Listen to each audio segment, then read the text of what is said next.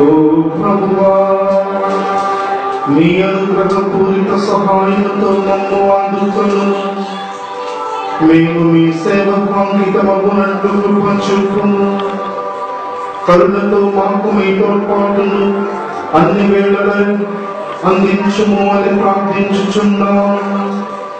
మీతోను పవిత్రాత్మతోను కలిసి యుగయుగములు జీవించుచు పాలన చేయు మా ప్రభువును మీ ప్రియ కుమారుడైన యేసుక్రీస్తు ద్వారా ఈ మనవి చేయుచున్నాము.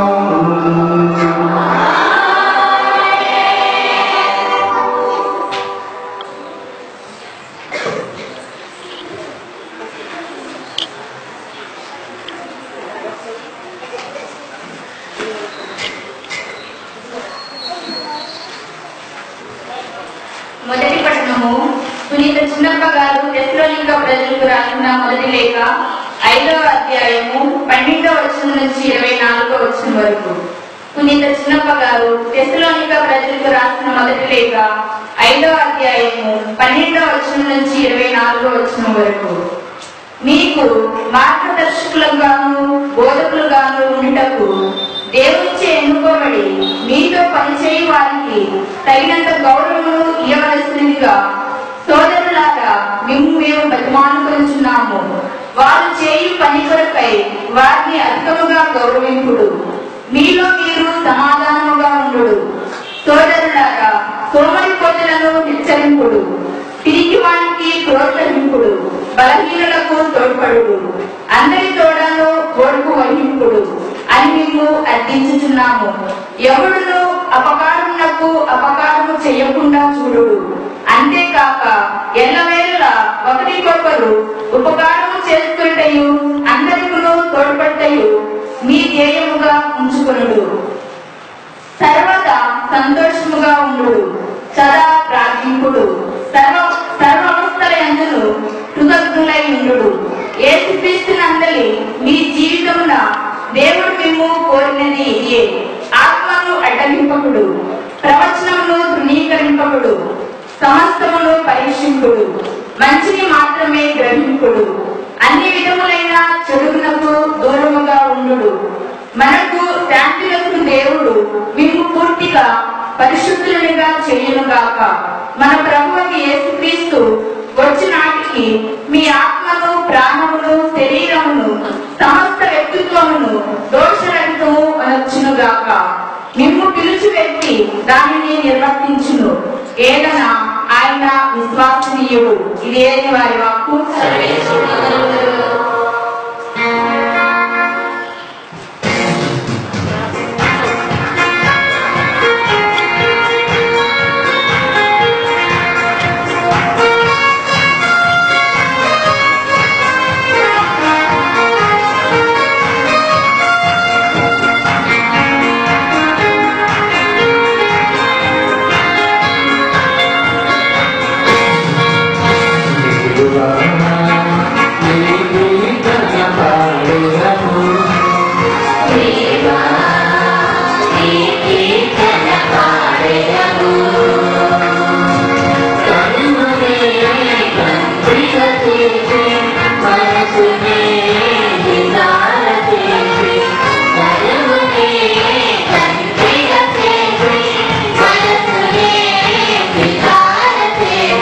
Wait,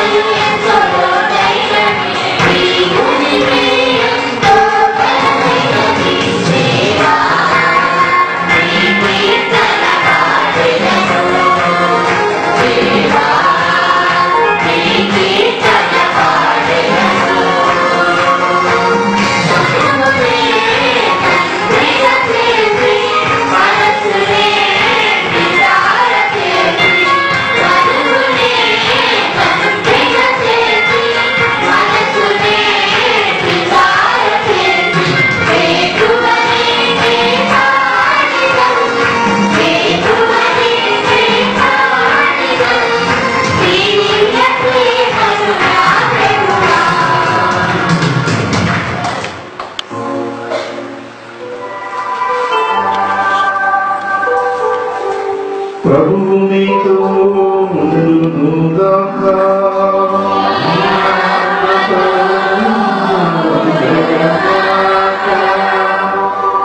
పునీత లూకా రాసిన పవిత్ర సువిశేషములు నీ భాగము.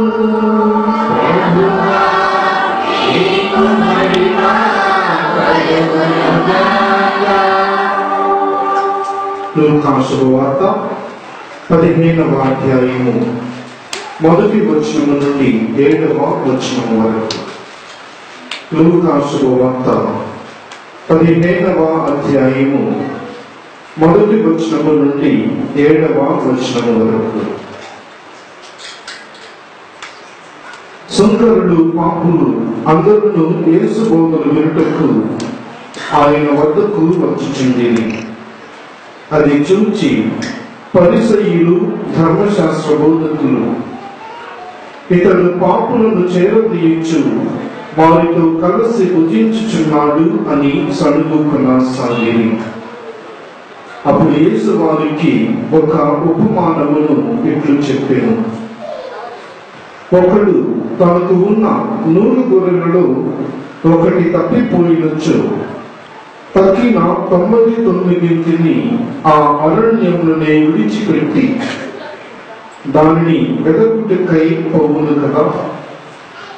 అది దొరికిన పిమ్మట వాడు సంతోషముతో దానిని భుజములపై వేసుకుని ఇంటికి తీసుకుని వచ్చి తన మిత్రులను ఇరుగు పొరుగు వారులను పిలిచి, తప్పిపోయిన నా గొర్రె దొరికినది, నాతో పాటు ఆనందింపుడు అని చెప్పును.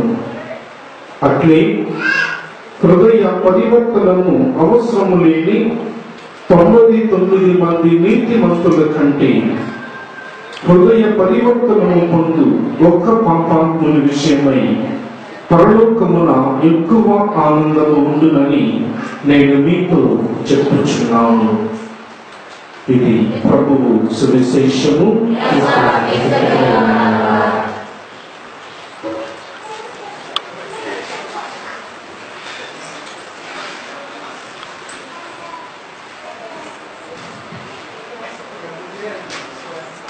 క్రీస్తునందు ప్రియ సహోదరి సహోదరులారా, ఈ రోజున మనం ప్రత్యేకంగా ఈ యొక్క దేవాలయంలో సమావేశమై తన జన్మదినోత్సవాన్ని కొనియాడుతూ ఉన్న నంబూరి మేరీ ప్రణతి చిన్నారి బిడ్డ కొరకు ప్రార్థన చేస్తూ ఉన్నాం. తల్లిదండ్రుల కొరకు ప్రార్థన చేస్తూ ఉన్నాం. బంధుమిత్రుల కొరకు ప్రార్థన చేస్తూ ఉన్నాం.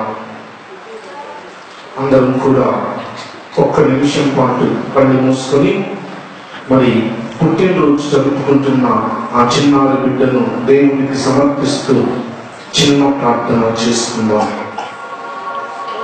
మమ్ము సదా కరుణించి కాచి కాపాడుతున్న మా ప్రియ పరలోకపు తండ్రి, ప్రభువా, ఈరోజు నా ప్రత్యేక విధంగా నీ సన్నిధికి చేరి ప్రార్థిస్తూ ఉన్న మేమందరము ఒక ప్రత్యేక తలంపును మీకు సమర్పించుకుంటూ ఉన్నాం. ప్రభువా, చిన్నారి బిడ్డ మేరీ ప్రణతి తన పుట్టినరోజు పండుగను కొనియాడుతూ ఉండగా ఆ చిన్నారి బిడ్డను మీకు సమర్పిస్తూ, ప్రభువా, జీవన ప్రదాత మీరు ఆ బిడ్డకు జీవితం అనే గొప్ప అనుగ్రహాన్ని వరాన్ని దయచేసి తన ఎదుగుదలలో ఇప్పటి వరకు తనకు తోడుగా ఉండి నడిపించినందుకు వందనాలు.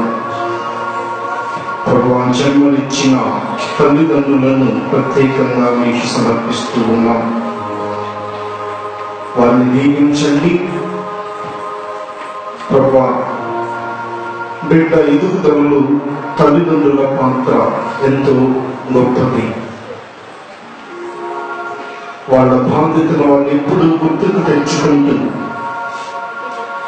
ఈ బిడ్డను మంచి మార్గంలో మీ యందు విశ్వాసంలో మీ యందు భయభక్తులతో పెంచడానికి కావలసిన అనుగ్రహాలు ఈ బిడ్డకు తల్లిదండ్రులకు దయచేయమని వేడుకుంటున్నా. ప్రభువా, బంధుమిత్రులందరిని ఆశీర్వదించండి. మీ సన్నిధికి చేరి ప్రార్థిస్తున్న ఈ బిడ్డలందరూ ఆశీర్వదించండి. ఈ మనవులను మా నాథుడును మీ ప్రియ కుమారుడైన యేసుక్రీస్తు అతి పవిత్ర నామమున అడిగి వేడుకొనుచున్నాము తండ్రి, ఆమేన్. క్రీస్తునాథుని యందు ప్రియ సహోదరి సహోదరులారా, ఈ సృష్టిలో మానవ జీవితము అనేది చాలా చాలా గొప్పది.